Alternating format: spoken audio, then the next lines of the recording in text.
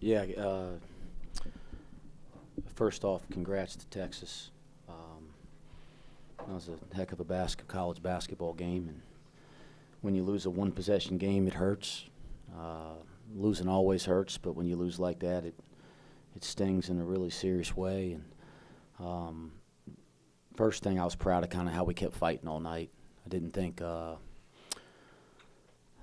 we were as engaged early defensively. We certainly had a ton of trouble with Disu and Asmus in the high ball screen, and they kind of kept going to it over and over again. And I thought the one guy that we found that could defend in it was Jamil, and that's honestly why he was playing so much. When we kind of found that he could defend in it, then you know he kind of finds his way on the other end, scoring on the box, which was good to see him come alive because we've been seeing that since the summer. I think it was be helpful for his confidence, but I was disappointed in how we defended the ball screen there. We had a couple. The turnovers are really disappointing.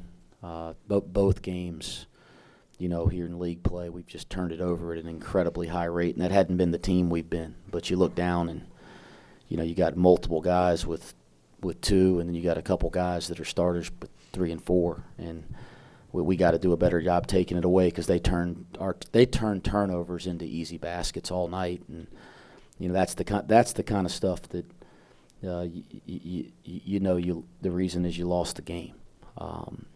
What I don't want to hear about is free throw shooting. The thing that I hurt every time we lose. Our players hurt every time we lose, but nobody's going to beat himself up more than John Newman tonight, and that breaks my heart. It breaks my heart, and it ain't fair because he shouldn't do it. Because one missed free throw on a 1-on-1 does not define the game, but he's going to do that to himself, and I just hate that. And we're going to have his damn back because that's not it. There's 1,000 reasons why we had a chance. We had 2 chances to get stops to win a game, and we didn't get stops. That's why we lost the damn game, not because of free throws. So I break my heart for that. But some good performances tonight. I thought Simas was special. I thought he was special. And he made big-time plays down the stretch when our team needed him. And that's what big-time players do, and we've known that about him for a long time. He's been battling a bunch of injuries all fall and a bunch of crazy stuff, but he was special. It was good to see Jamil come alive, and you know, Victor's kind of been consistent all year. I won't kind of go down the list, but I thought Disu was a load. I thought him at the 5 with the pick and pop threat makes them a completely different team. You know, and we thought they might do some of that, but Shedrick must have I think he was grabbing his back in the last game, so that must be why he didn't play. But I think Disu was just everything we could handle, and you know, we talked about everything we could possibly do at halftime, but Millie kind of gave us the best chance, and the way Millie was guarding it was the way that we tried to get Vic and AZ to guard it a little bit, but they didn't have quite the same level of success. How much does it impact? It felt like your guards were doing a good job on Asmus and Hunter, where you don't want to change up what you're doing with those coverages, but you have to adjust because Disu gets hot. Yeah, I mean, it's not like as simple as like, you know, they asked me on the radio show, do you just put John Newman on? Well, I mean, then who do the other guys guard? I mean, there's a chain reaction. Certainly, we talked about it, and if you go to switch it, then and Jizzle and Day was great on him, and Jizzle was good for the most part. He had some breakdowns. They get him out of the timeout on the back door and gets him for 3, you know, getting through the screen. But Day was great on him. But then you switch it. Well, now you got Little on Big, and he's going to walk you down to the box, and that's okay because maybe you could double it. But then you got Big on Asmus, so it's not. I mean, I know a lot of people. This is what makes college basketball great. People watch and care, but all that's people ask those kind of questions. But I mean, it's not like we're idiots. Like we're sitting there talking about it. And again, Millie had a lot of success, and so we felt like we could get everybody to do that. And I thought Millie on him was really good, other than, you know, he doesn't kind of beat him to a spot there, and he gets the foul, and then he gives up the floater over the top. But I thought he was pretty good, and I thought the shot that Disu made, his last basket, the face-up shot, like we'll live with that one. And I thought Millie might have even gotten a hand on it and it still went in. So that's just how it goes sometimes.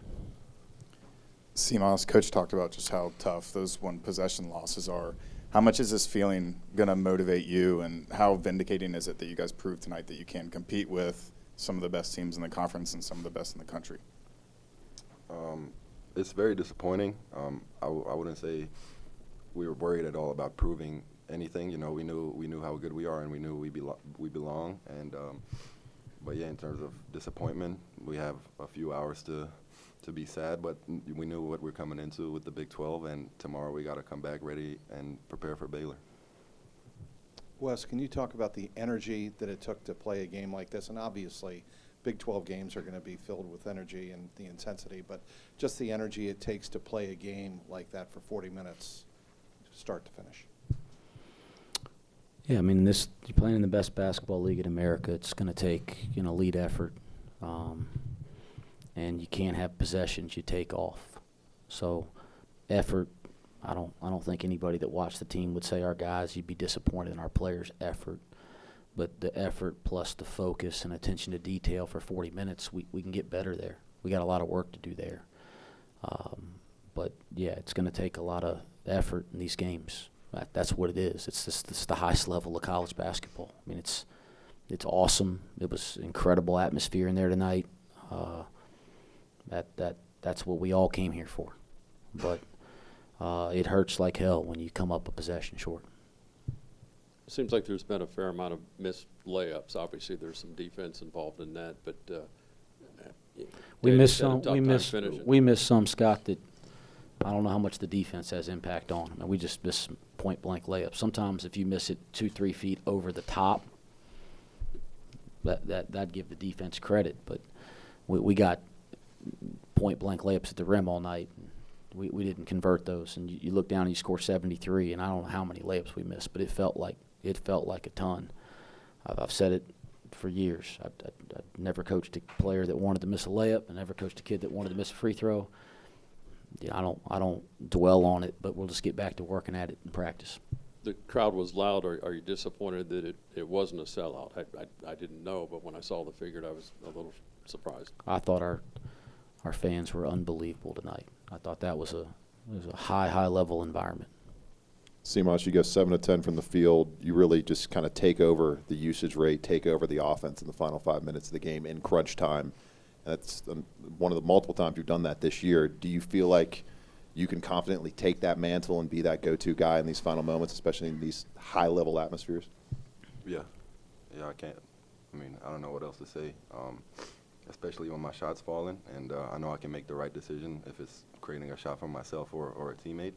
But, again, we have a lot of guys that have that capability, so it's not like I'm sitting here saying I'm the go-to guy, because we have more than 5 people who can be that. So, yeah. Is there like a thought process or a mindset you enter in those moments where you're like, all right, I'm feeling it, I can feel my shot going down? Is there anything different that kind of clicks where you're able to go 7 for 10 and really stay as efficient as you were? Not consciously, like it's not like I'm thinking about something specifically, but I guess in those moments, like sometimes maybe we're not running a play, or it's just, you have to go get a bucket, and that's just the bigger difference, that, you're not trying to execute a set, you're just, playing one-on-one and trying to make a play. How many times have you practiced that ISO back down that you're able to hit? Not that much. Got time for 2 more. Wes, did you get a good look at the last shot, Max's, whether or not he dragged his foot or not? Did you get a good shot at the replay? All right, I'm not going to comment about any of that stuff. I just asked it here. As that final sequence played out, what was the thought process for you in not using the timeout and letting it play out for the final shot? Yeah, that's a good question.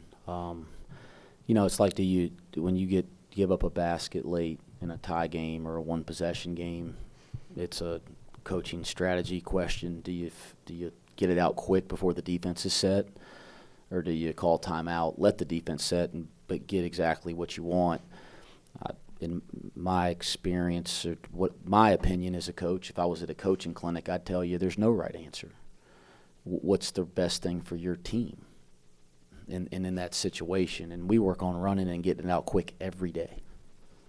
We work on getting it out quick and running, and we've worked on that situation in practice. And we've told the guys, if you get scored on late in a one-possession game, get it out quick, and let's see if we can get something good before the defense gets set.